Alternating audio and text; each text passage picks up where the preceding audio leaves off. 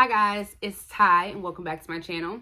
So today I'm going to be reviewing two books by the same author, and this is a newer author. Her name is Stacy Willingham. I believe her first book was published last year, and she is as of right now, she is a adult mystery thriller author. I would say one of her books is more of like a psychological mystery thriller. I will point that one out as soon as I talk about that one, but I enjoyed both of these books. One of them I gave a 4 stars. The other one I gave a 5 stars. So I would highly recommend both of the books that I'm going to be talking about today. So we are going to go ahead and jump right into the review. So the first one that I'm going to talk about is also the first one that she published, and it is A Flicker in the Dark. And this one follows our main character by the name of Chloe Davis. And when Chloe was 12 years old in her town of Beaubridge, 6 girls went missing, and all of the evidence with these missing girls pointed directly to her father. And her father was eventually convicted of these supposed murders of these 6 girls. They never found the bodies, so they presumed that these girls were murdered. And like I said, he was convicted. I believe he got like 6 life sentences for these murders of these missing girls, and he was sent off to jail. And this had a huge impact on her family. Her mother was impacted, her brother Cooper was impacted, as well as Chloe. So then we fast forward to 2019. Chloe is now engaged to her fiance Daniel. She has become a psychologist, and she is just trying to move on from the things that happened when she was 12 years old. Her mother is now in a nursing home suffering from some things that happened from after her father was convicted. Her father is sitting in jail, and Cooper is off doing what Cooper does, but he still has a relationship with his sister Chloe. So one day, Chloe is contacted by this reporter from New York. He says that he would like to do an interview with her because the 20-year anniversary of these missing girls is coming up. Chloe declines, but a few days later, I believe, a teenage girl goes missing, and Chloe is like, uh-oh, this kind of sounds familiar. After that girl goes missing and her body is recovered, another girl goes missing. And not only that, Chloe seems to have a tie to these girls, and she starts to look sort of like a suspect to the police. And so the story kind of follows Chloe as she is looking into what is going on with these girls going missing. Why does she have a tie to these girls? And is the same thing that happened when she was 12 years old, is that happening again now? And why is it happening around the 20-year anniversary of the missing girls from back then? So like I said, I enjoyed this book. This is the one that I gave 4 stars to. I'm going to start off with the thing that I did not like, and that is I was able to guess one of the really big twists very early on in the story, but that did not deter me from wanting to continue on with the story because it was a fun ride from start to finish. I enjoyed this from the time that I started this, from the time that I finished. And I finished this within a couple of days. I did listen to this on audio, which the audiobook was excellent. I will say there's nothing like special or out of the ordinary about the audiobook. I just like the narrator and her voice. It just kept me entertained. So I really enjoyed the audiobook for this. And like I said, I didn't like how I was able to predict the main twist, but there were other twists in here that I did not see coming, so I did enjoy that. And even though I predicted what was going to happen, this author did a really good job of making you question whether or not you were correct in what you were able to predict, so I enjoyed that as well. I also liked how this author made you question whether or not Chloe was involved in what was going on, so I liked how everything just kind of played out in the end. I also really liked how this author was able to tell this story and just like the writing style of this book, because usually in stories like this where something has happened in one of the main characters' past, you usually have like a past timeline and then a present timeline, and it's usually told in like back and forth chapters. And I just liked how it was told in one timeline. You got what happened in the past seamlessly throughout the story, and I just really enjoyed that. I like when authors are able to do that, because sometimes when we get stories where you do get an alternating timeline, I find myself wanting to stay in one timeline over the other. It's rare that an author can make me interested in both. And so I liked how this author was just able to tell everything in one timeline, and that's it. So I really liked how the story was told. So the only reason that I was just not able to give this one a 5 stars was just because I wish I wasn't able to predict the twist, the main twist, I guess. I still enjoyed the ride throughout this story. Like I said, I gave this one a 4 stars. I really enjoyed this one. I would highly suggest this book if you guys have seen this and are interested. So yes, this was a really fantastic debut novel from this author. So then the next one that I picked up from this author, and this one is her newest one, and this one is All the Dangerous Things. And this one I said was the more of like the psychological thriller. And so in this one, we follow our main character by the name of Isabel.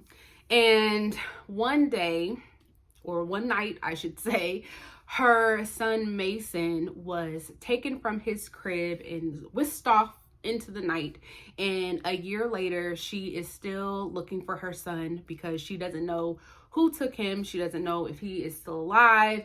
She just doesn't know anything. She doesn't know why someone would take him. Nothing. He's just gone. And she doesn't feel like she's getting the support from the police. She doesn't feel like she's getting the support from her husband, Ben, who is now no longer staying at the house. And she is doing all of these things to try to figure out what happened to her son. She is trying to do her own investigation and interrogating people. She is speaking at all of these conventions and just trying to do whatever it is that she can, as anyone would, to try to locate her son. One day she goes to True Crime Con, and she is there as their like keynote speaker to recount the night that he goes missing, in hopes that someone will come forth with some information about Mason. On her flight home, she is approached by this true crime podcaster by the name of Waylon, who gives her his card saying that he would like to feature her on his podcast in hopes that maybe he could help. Of course, she declines, and a little while later, a few days later, she decides to contact him because, again, no one is trying to assist her. We eventually find out that she has always had trouble with sleeping. She is struggling with insomnia, and in her past she has dealt with sleepwalking. And this story is actually told in the dual timeline, the past and the present. And so in the past timeline, we are getting snippets of when she is living at home, when she is younger, with her father, her mother, and her younger sister Margaret. And you could tell in that timeline that her sister Margaret is kind of like afraid of her because she is sleepwalking, and Margaret is alluding to something has happened while she has been sleepwalking. And so this story is basically Isabel trying to locate her son Mason, but she's not really sure if she can really trust what happened the night of when he went missing, because she later discovers that she had been sleepwalking and she had actually been going into his room. So we are just trying to figure out whether or not she may have been involved with his disappearance. So that's what this one is about. And this is the one that I gave a 5 stars to. Now, I will say, in the beginning of this one did not hook me as much as A Flicker in the Dark did. It took me about, I would say, a third of the way through before I was fully invested into this one and before I was fully committed into this story. I also listened to this one on audio as well. But I just, for whatever reason, I just was not as invested into this one. So it took me a little while to get into it. But once I was there, I was there. I was hooked, and I did not want to do anything but listen to this. I also want to just mention, and this is a really small gripe of mine, and I'm not sure if anybody else feels this way, but I feel like they made it a point to tell us that one of the characters, Waylon, was a true crime podcaster. And anytime I feel like they tell us that somebody is a podcaster, I would think that that would be like an element into your story, but it wasn't. That was literally just his job title. It did make a mention that, you know, they were filming an episode and he was getting prepared for like an episode. And with listening to this on audio, I thought it would have been a bigger part of the story, I guess, especially since it was on the inside of the dust jacket. And like I said, they made it a point to mention that he was a true crime podcaster, that it would have played a bigger part in this. And I thought maybe we're going to have some added element of this being, you know, part of a podcast, but it definitely was not. It was literally just his job title. So that I don't know, I was wanting a podcast element to this. That was just a small gripe of mine, but it did not stop it from being a 5 stars. It was just something that I wanted. But I just wish they wouldn't say that if it's not going to be actually part of the story, I guess. Like, why even mention that they're a podcaster if it has nothing really to do with the story? That's just me. Anyways, so the things that I really enjoyed about this was we have our main character, Isabel, and she clearly is an unreliable narrator. She is dealing with insomnia. She is sleepwalking. So basically, we cannot trust anything that is coming out of Isabel's mouth because she can't really trust anything that's coming out of her mouth because she doesn't really know what happens when she is asleep. So I really liked that in this story because it just worked. And there were points in this story where I literally just did not know what was going on. And I really liked that in both the past and the present.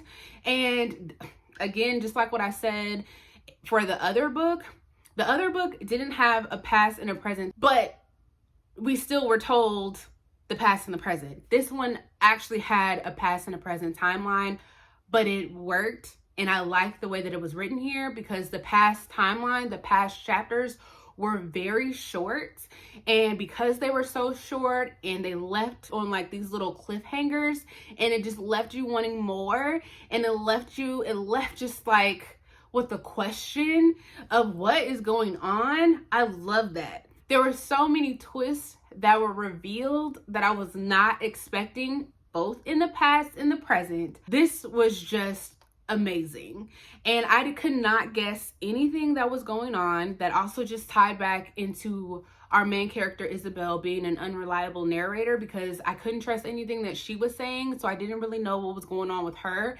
And I just did not expect some of the twists that went on with some of the characters and just some of the things that were revealed by the end.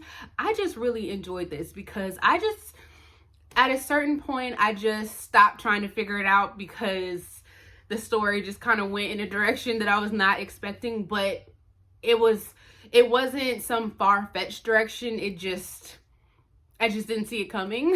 So I just really enjoyed this. Another thing that I really enjoyed, and I had a feeling when I was reading this that it sounded familiar, after one of the twists were revealed in the past timeline, this was kind of not based off, but it took inspiration from a really popular true crime case that's out there. And once you read it, and if you listen to like a lot of true crime, and if you listen to a lot of, you know, cases out there, I think maybe you'd pick it up.